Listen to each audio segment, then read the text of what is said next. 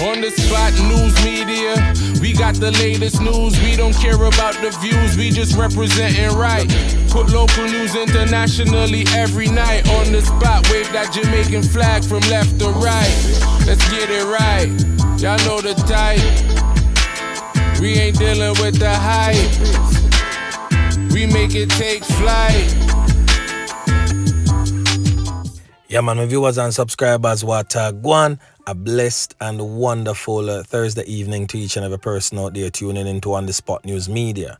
Now, my peeps, I don't know how we do it over on this side. So we have a few stories to share with you, the regular members of Chan Public and also members of the diaspora. So please like the video, share the video, watch the entire vlog so you can get a full understanding and a better appreciation of everything we are going in a Jamaica. So watch this now, my peeps. Just after this evening's hot topic, we'll most definitely be giving you an update as it relates to the triple knockings and clappings that resulted in the loss of life of a mother, a father, and their 16-year-old son. The mother, who is said to be heavily pregnant at the time when she and other family members met their demise over there in Waterloo, St. Catherine. So we're going to give you an update on that at the end of the first story. So listen. Now, a knockings and clappings go on in the St. Catherine North Police Division. One took place on Sunday and the other took place on Tuesday. The one on Tuesday, the St. Catherine North Police, that's the Spanish Town Police, stated that they have launched a manhunt for a group of criminal elements who conned up and injured a man in the Crescent District area on Tuesday afternoon. The man was said to be walking along Melissa Crescent in the community sometime about 5:30 p.m. when men reportedly drove up in a black Subaru motor car. The men reportedly alighted with guns and fired several shots hitting the man. The men then escaped in the waiting motor car. The victim was subsequently assisted to the Spanish Town Hospital, where he was admitted for the injuries received. Now, that incident seemed to be one that is normal. But as always, my peeps, there's way more to each of these knockings and clappings than what actually meets the eye. Now, I want to take a good look on a screen right now. Look on your screen and tell me who this criminal element is. And as you can see, his background clearly shows that he's in a prison cell. Now, this criminal element here, this old dirty kind of boy on your screen, is one of the men that Your Honor let go early in the Klansman gang trial. Yeah, man. He's one that got off probably like 3 weeks to a month into the gang trial of the Spanish Town Klansman gang trial, that is the black man's faction. So this criminal element here was one that got off. Shortly after he got off, On The Spot News Media also covered a vlog where police personnel from the St. Catherine North Police Division found 2 firearms at his home, and he also got off that case because the police that was operating in that space when the guns were found did not follow protocol, and that gave the judge enough evidence to throw it out because the police them just never follow protocol. So this criminal element here always get off of some cases because of technicalities. So the criminal element in question has since been identified as Damain, Elliston. Yeah, man. So let me give you a brief rundown as it relates to the 2 firearms that was retrieved at his home just after he was released from the Klansman gang trial. And then, of course, I'll delve into the meat of the matter about that knockings and clappings Sunday and the one on Tuesday. Now, as it relates to the firearms, it is said that police them launch operation and Guy Mouse So the police, them run in now and them take through the back door, run with him strap, but him say a whole heap of police. So him just drop the strap outside and the police, them hold him. So the police have never really take the strap off of him, technically, but them find the strap in the yard after him throw it down. So it is said that the police them take him from the premises now, carry him back to Spanish Town police station and give him a proper sort out. And of course, you don't know how them criminal elements are be, They can't take pressure and then say pressure bust pipe. So them pipe bust and then start leak and give the police them information where another firearm is in the said home. Now the police went back to the house, searched and found the firearm. But where the technicality comes in, if you are going to search a person's premises, you need to carry them. They need to be present. So him give you the information, police them should have carry him on the scene and search the house and the premises in his presence. And because that was not done, the police did not follow protocol. That is how we got off that case also on a technicality. So now let me give you a quick rundown, a little brief history upon the brother here and how him get to be a part of the Klansman gang and then show sides with black man against Tesha. Now in them youthful days, he must have come from school and police and criminal elements in the bus park and knock it and clap it on each other.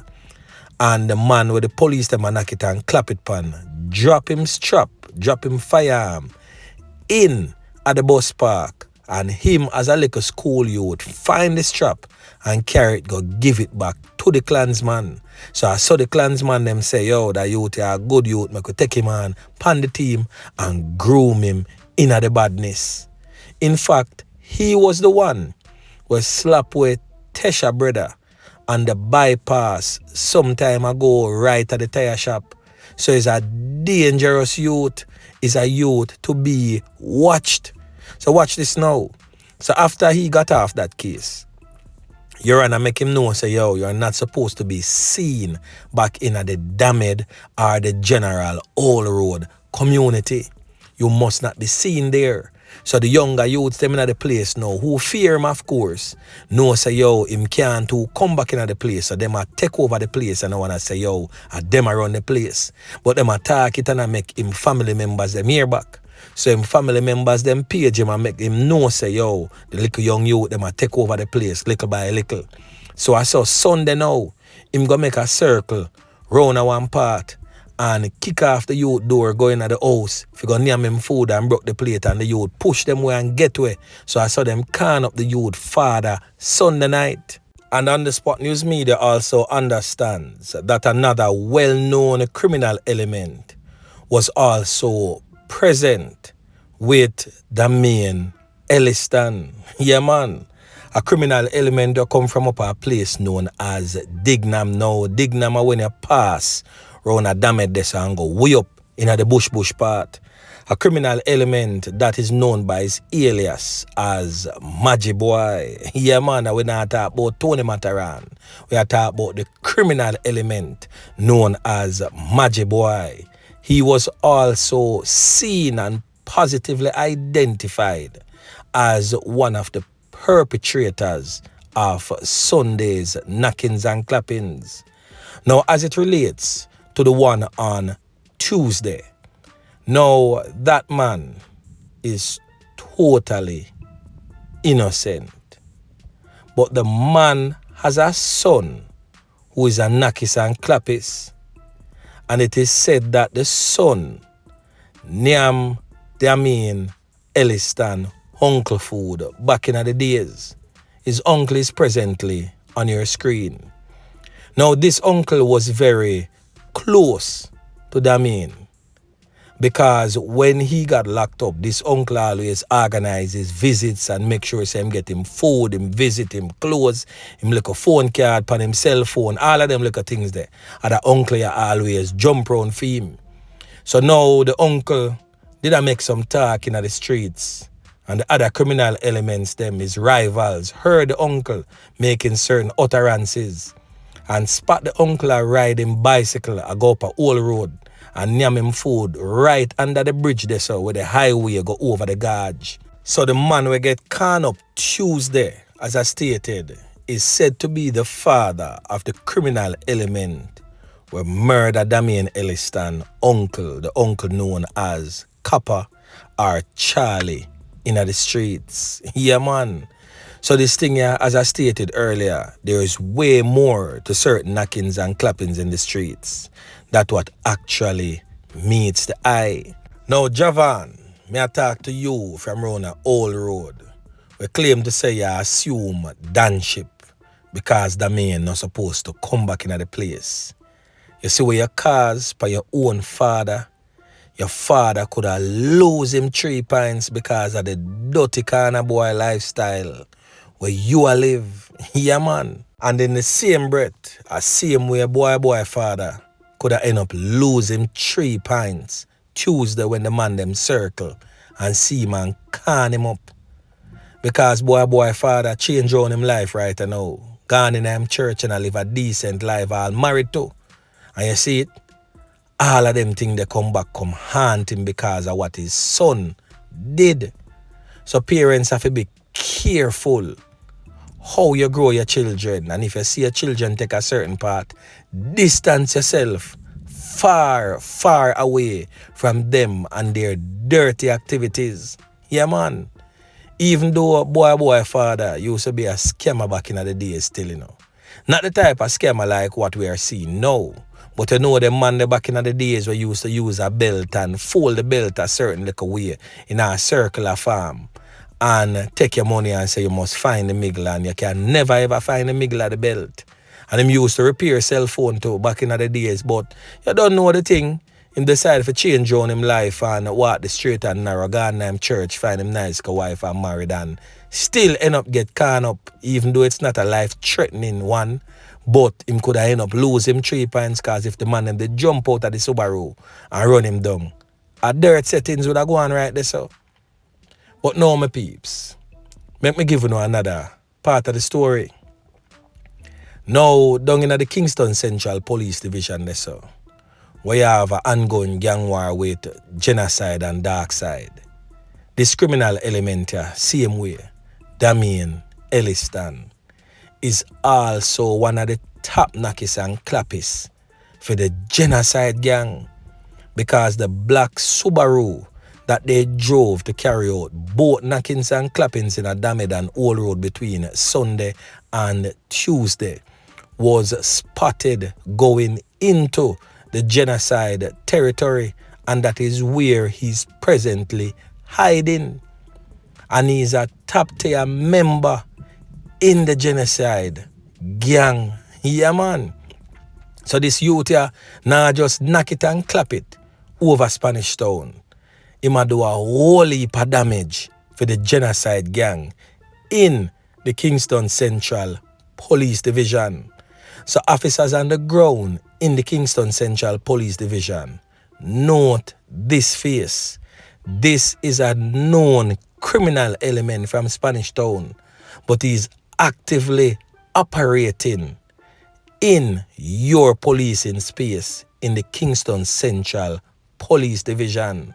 So this criminal element here definitely needs to be taken off the streets once and for all.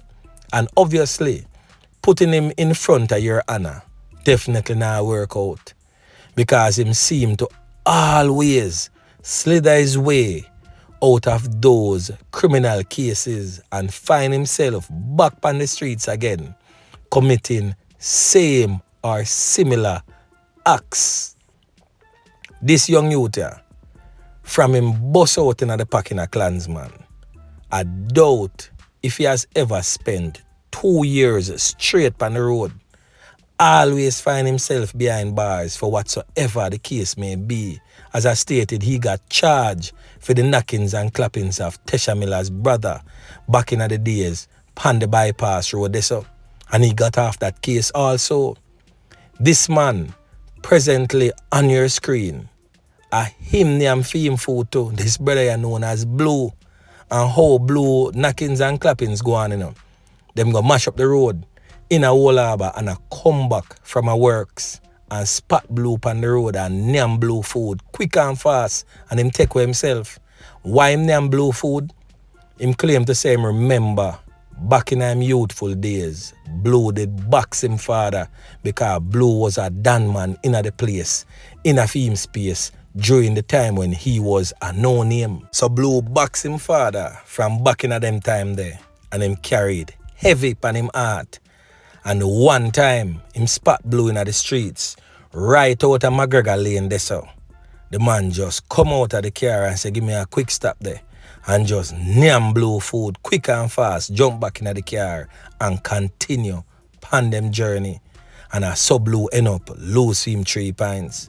And he also got off that court matter.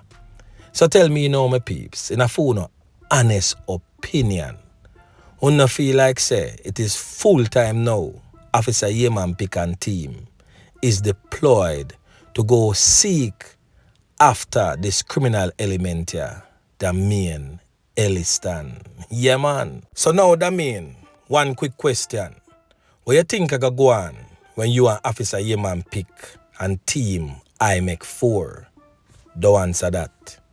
But anyway, my peeps, we can move on right into the update as it relates to the triple knockings and clappings over there that resulted in the loss of life of a mother, a father, and an unborn child and a 16-year-old son in Waterloo, Spanish Town.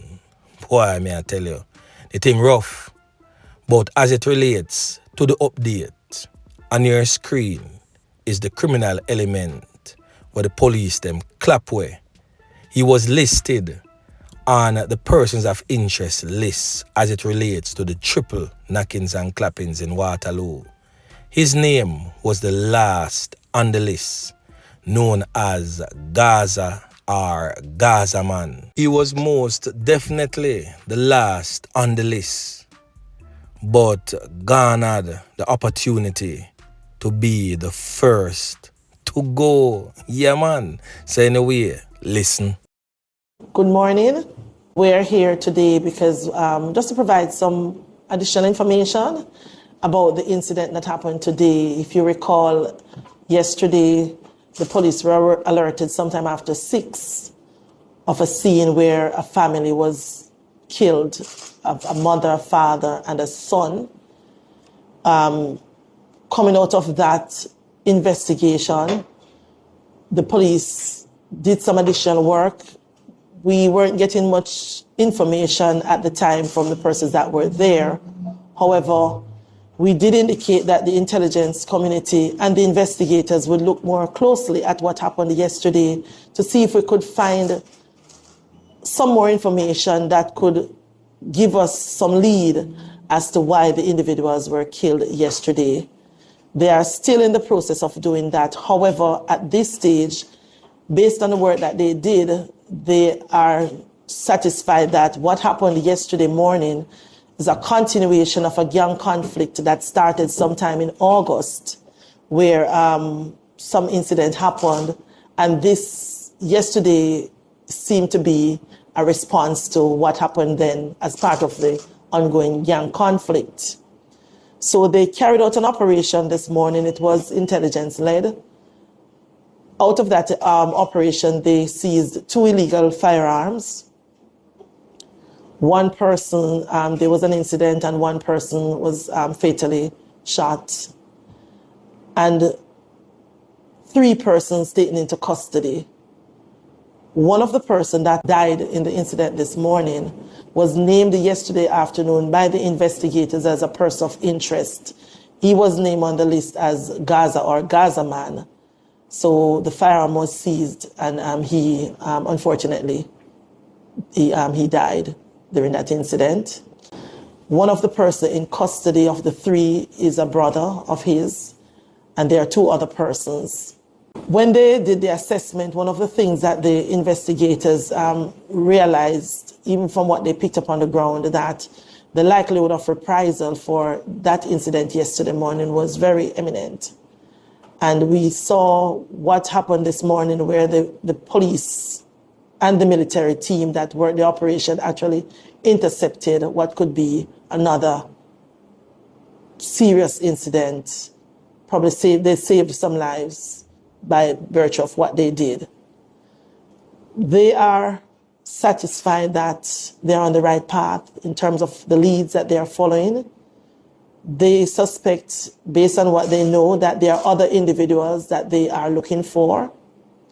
There's still some other persons that are on the list of names that were sent out as persons of interest. And those persons were named as persons of interest because they believe that they can assist them with the investigation, because the investigators will not stop until they find some closure for the family that was killed yesterday. So on the list, they're still looking for Damain Williams, that goes by the name Kiki or Kai Kai. They are looking for Buffy.